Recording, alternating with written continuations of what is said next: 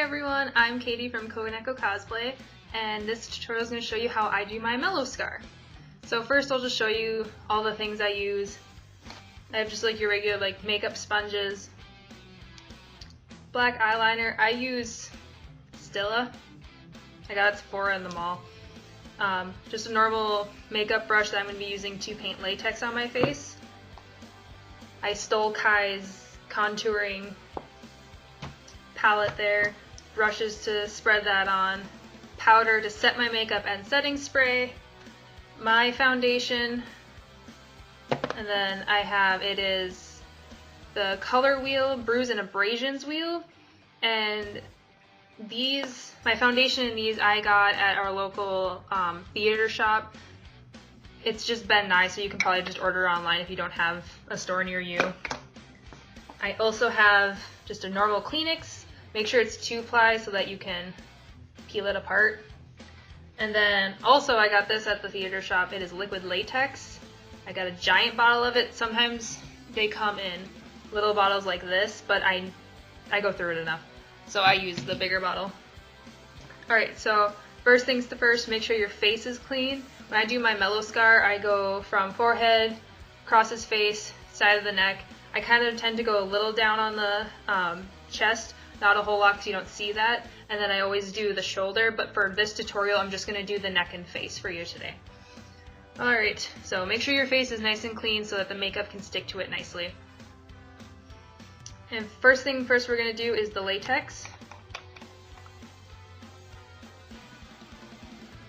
And all I'm going to do is use it to outline the shape that I want for my Mello Scar. You can make it as jagged or as like nice as you want. And you're just painting it on your face. Be careful of your eyes. If you get too close, it can sting.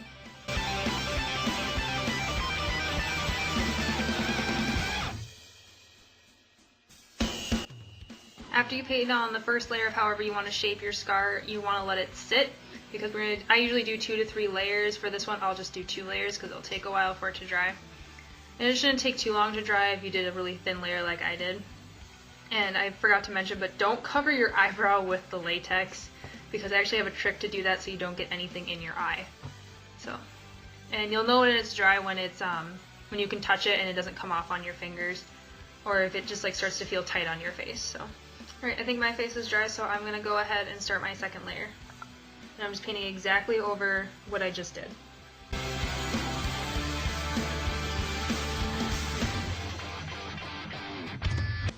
Alright, once you get that layer painted on, you'll just wait for this to dry.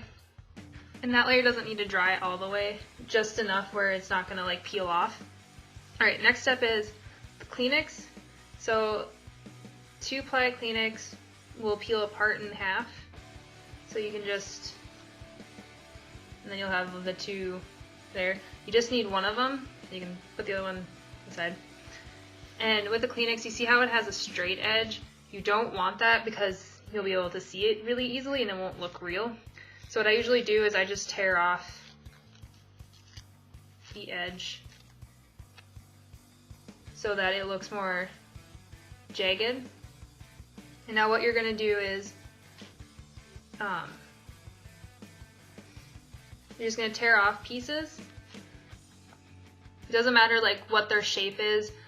You're just going to tear them off, and what you're going to do is you just stick it onto your face wherever your scar is, because this is going to give you the texture. You just stick it on like that. Then all you're going to do is paint over it with the latex. And go ahead and like make it wrinkle and bunch up, because that will help with the texture. And that's all you do. And you go ahead and do as much as you want, as little as you want. I tend to do more because I like having the even texture throughout of it. So.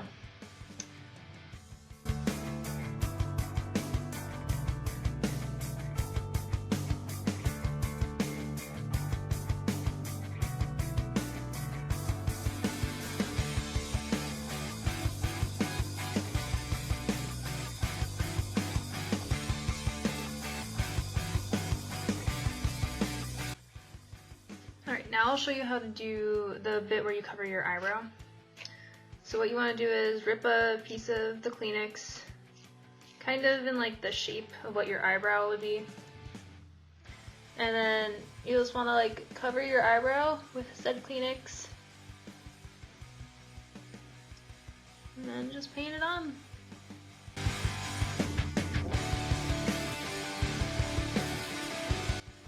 And if you need to, you can go ahead and double it up so that there's less of a chance of your eyebrow showing through. But that's totally up to you. I don't usually, but sometimes I'll need to. Alright. And you are now done with the liquid latex. Alright, and then we'll just wait for this to dry. So basically all of it is one color is what you're kind of aiming for. And just kind of like look at it, see if like there's any touch-ups that you want to change about it, anything at all like that. Alright, so the next part of this is you want to take the bruises and abrasion color wheel, and all the colors that are on here, all they are is like, you don't have to specifically get this wheel, but all the colors are is, it's yellow, red, brown, and black. What I'm going to be using is just like a mix of the red, yellow, and brown. My colors are kind of muddy because I've been mixing them together. I don't really have like an exact like measurement of each color. I just go with it and see what happens. So you're gonna take this and a makeup sponge, and then I literally just, that's all I do. I don't have a science to it. You're gonna go to your face, and you're not gonna wipe. You're gonna dab. If you wipe, you will pull off your latex, and you don't want that. That will hurt. So just lightly dab.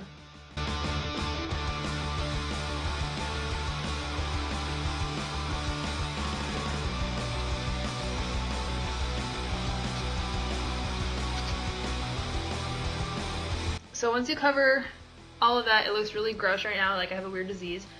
Once it looks like this, you can set that aside. And now if you wanted to make it look more like bloodied and like it just happened, this is when you would stop here and you would add fake blood and like maybe some like gel prosthetics to make it look like your skin's like peeling off or like kind of like just melting off, and you would put the blood in there.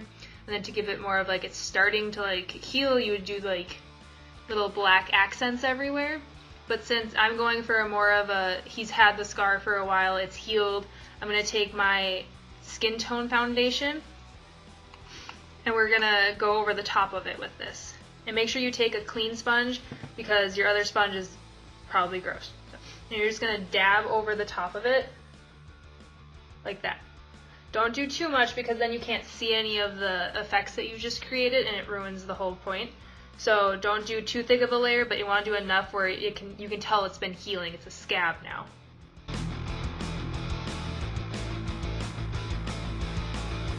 Alright, once you've done that, you can look at it and decide if you want to do a little more, a little less. I think I'm actually going to go in and do a little more in some spots.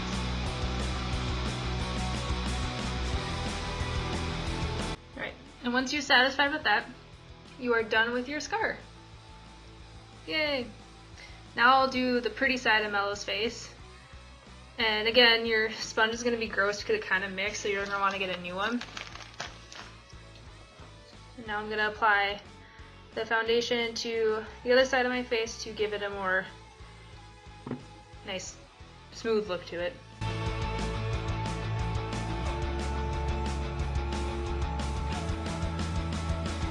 Alright, and then, so that's my first layer of makeup. I'm going to powder it real quick because it's a good idea to powder a layer and then do a new layer so that nothing like smudges together. Alright, so after you do powder on that one side, I'm going to start with my eye next. Get my eyeliner out. I don't really have a specific way to do Mello's eyeliner. It tends to change every time I do it, and I'm not gonna lie, Kai usually does my eyeliner for me because I don't know what I'm doing. So bear with me on this, but usually what I tend to do is I go on the inside corner of my eye, go all the way across the top, and do kind of like a wing, and then a line on the bottom. I don't connect those sides usually because I want to keep his eye more open because he he is a boy even though he looks feminine, so.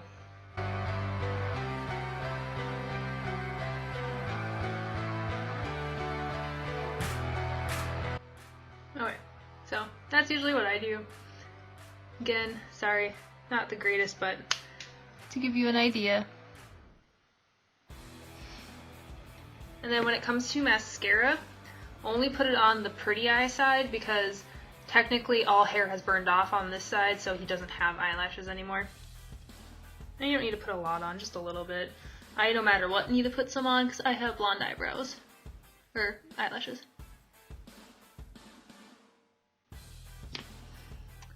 There we go. Alright. Next, we will do shading on my face. So again, lovely color palette that I stole from Kai. I'm going to shade my nose first and like the little bridge bit there. When it comes to these colors, I will be using the lightest color for like directly on my face, but when it comes to cheekbones and under the jaw, I'm going to use the middle color to be a little darker. This is too dark for me because I'm very pale and it will look very odd because the contrast will be too harsh. So I'm going to take a smaller brush to do my nose. And all I'm going to do is I'm going to make a line down the bridge of my nose and then I'm just going to blend it. I'll kind of go up like into like my eyebrow area, like that, and blend that out too. And go ahead and like on the little other side of your nose, do some shading too, just to make your nose look symmetrical.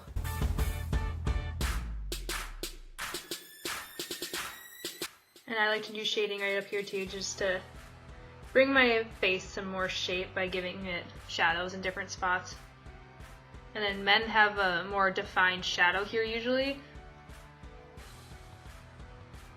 So we'll make a line there and then just blend it out. Always make sure to blend. Blending is the best thing you can do. Alright, now that I've done the smaller details, I'm going to do my cheekbone and then my jaw and chin area. And for that I'm going to use a bigger brush. And again, I'm going to use the middle color now. Outline your jaw kind of with the blend. Men have a more square jaw, so you want to really define that if you don't have it on your own already. I'm kind of lucky and I do have a little bit of a stronger jawline, so I don't have to do too much. That's all I do for Mello's makeup. I'm gonna powder it a bit more. I'm gonna powder this side as well because, well, actually no, I'm not gonna powder it this time. Usually I powder the scar as well and then I use setting spray, but since it's just a demonstration, I'm not going to. But usually to make sure it lasts the entirety of, like, if I'm doing a con or if I'm doing a skit with Kai, I usually like to powder my entire face and then I spray with a setting spray, which you can find that they sell them at local makeup stores, I know, and you can find them online anywhere. And you just shake it and then you, about a foot away, you spray it on your face. And so I use that to help set my makeup as well because it's really nice. It helps when it's really hot out and you're sweating. Alright, I'll put my wig on and my vest and that will be my Mello. So that is how I do my Mello Scar in makeup. Any questions, leave in the comments and we'll get back to you as soon as we can. Thanks for watching. See ya!